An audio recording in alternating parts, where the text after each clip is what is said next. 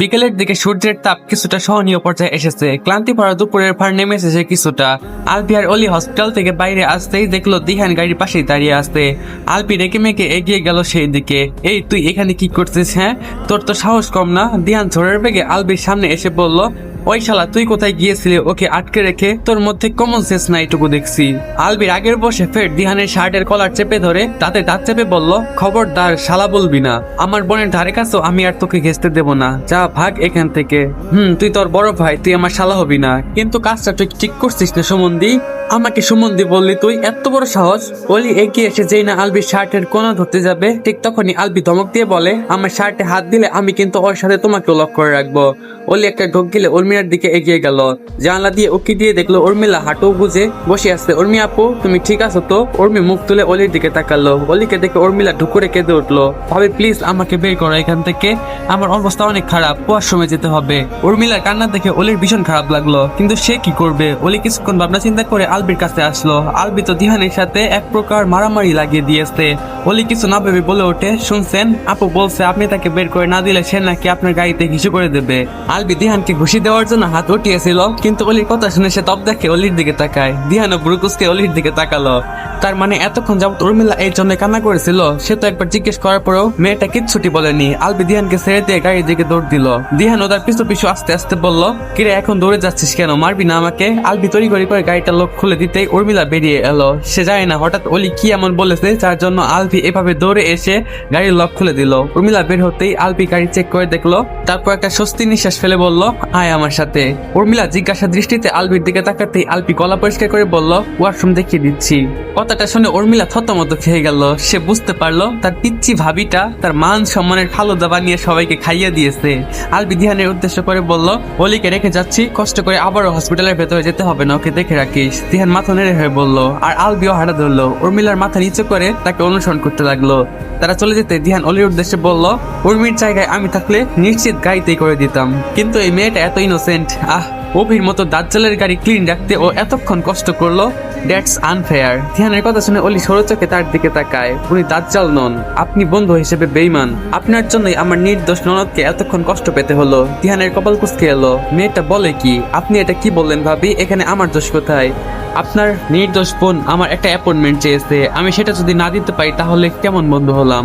কথাগুলো সব অলির মাথার উপর দিয়ে গেল। সে শুধু ড্যাব ড্যাব করে দিহানের দিকে তাকিয়ে রইল। দিহানও বুঝতে পারলো যে অলি কিছুই বোঝেনি। সে একটা শ্বাস ফেলে বলল, আপনাকে সহজ ভাষায় বলছি ভাবি, আমি আপনার ননদকে ভালোবাসি, তাই ও আমার সাথে দেখা করতে চাওয়ায় আমি আর না করতে পারিনি।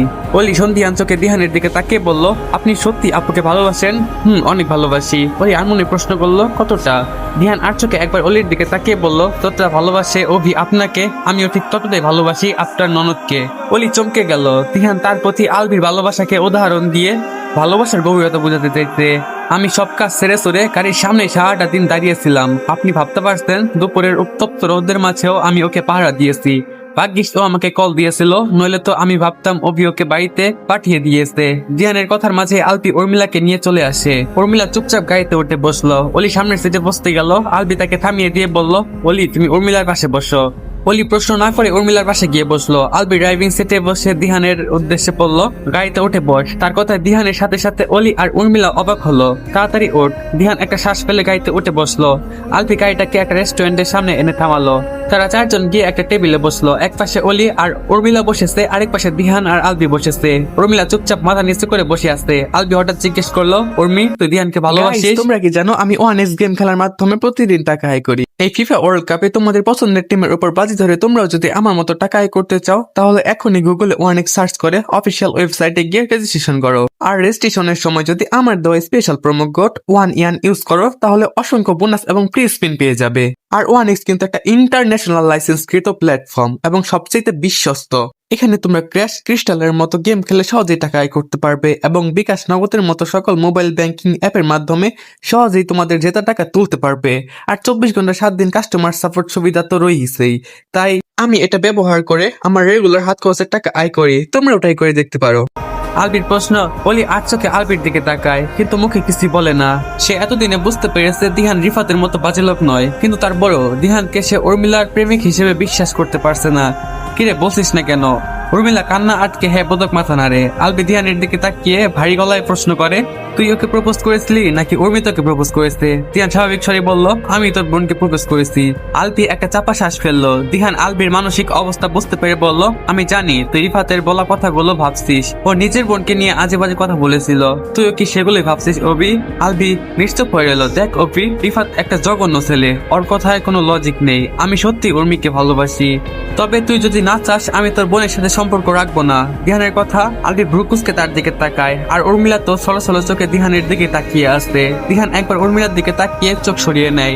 তুই আমার কথায় উর্মির সাথে সম্পর্ক ছিন্ন করবি? আলপির প্রশ্নের উত্তরে দিহান মলিন হেসে বলে, তুই আমার বন্ধু কম ভাই অভি, তুই জানিস আমার কখন সবচেয়ে বেশি খারাপ লাগে? দিহান থামলো, একটা শ্বাস টেনে বলল, যখন তুই রিফাতের সাথে আমার তুলনা করিস তখন। রিফাত একটা বাজে ছেলে অভি, সেটা তুই আর আমি আগে থেকেই জানতাম। তবুও ছোটবেলায় বন্ধু ভেবে আমরা ওকে যথেষ্ট ছাড় দিয়েছি। দয়া করে কখনো আমাকে ওর সাথে কম্পেয়ার করিস না। অলি যখন শুনলো যে উর্মিলাও দিহানকে ভালোবাসে, তখনই তার মনে থাকা দিহানকে নিয়ে উল্টো পাল্টা চিন্তা ভাবনা মিলিন হয়ে গেছে। তাছাড়া সে দেখেছিল সেই দিন যখন আলপি অলিকে সামলাতে হিমশিম খাচ্ছিল, তখন দিহান একা হাতে সবকিছু সামলে নিয়েছিল।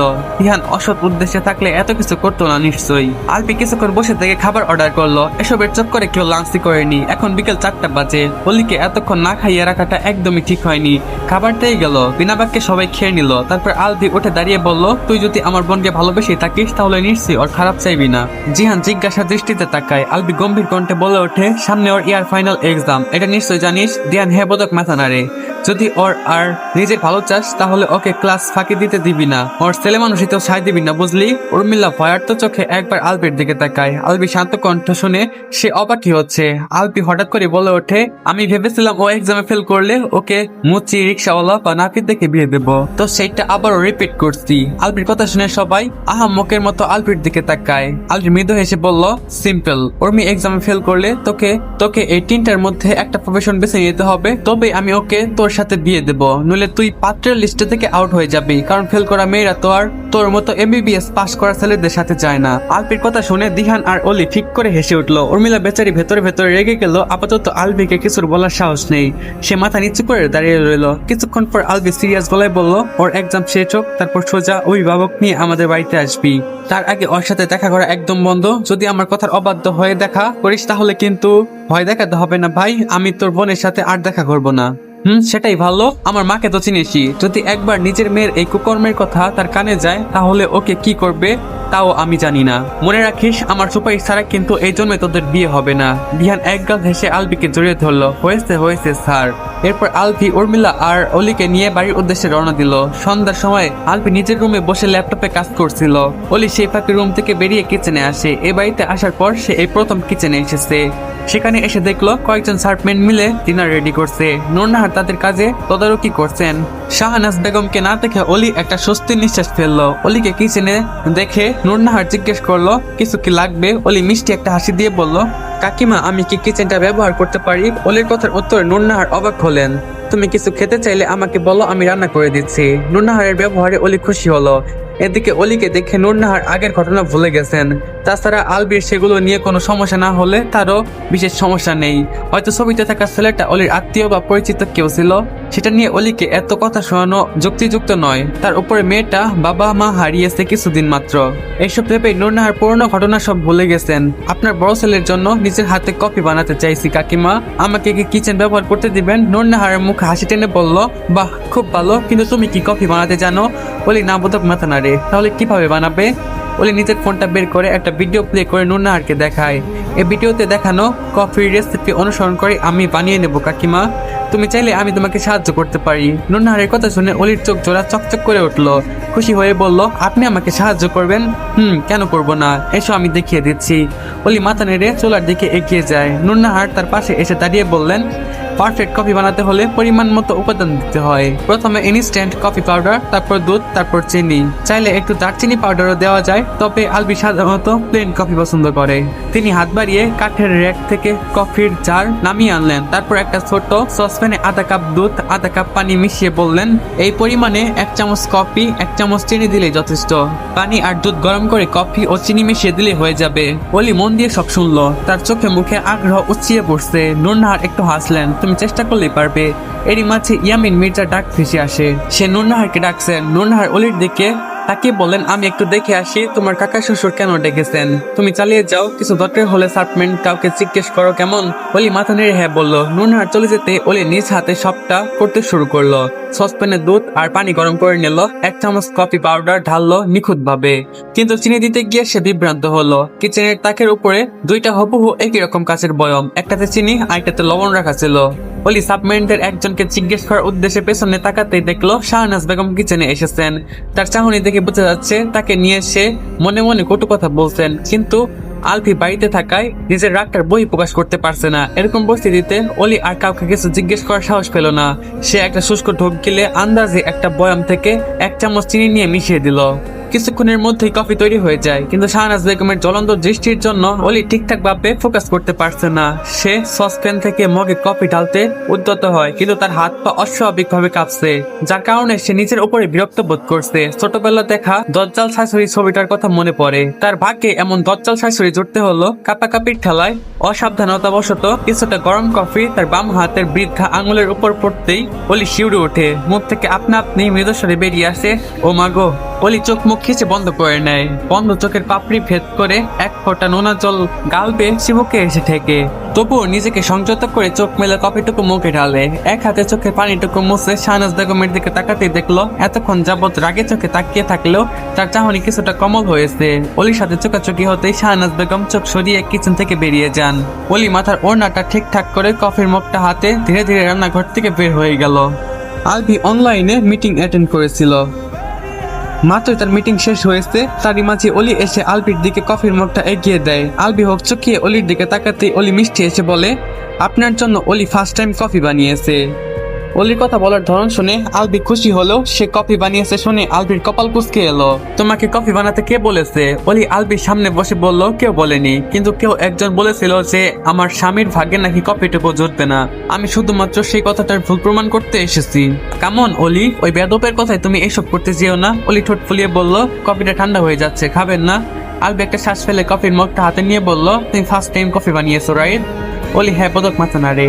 আলফি এবার সূক্ষ্ম চোখে অলির দিকে তাকিয়ে বলে, আবার হাড়েটা দেখালো নিত।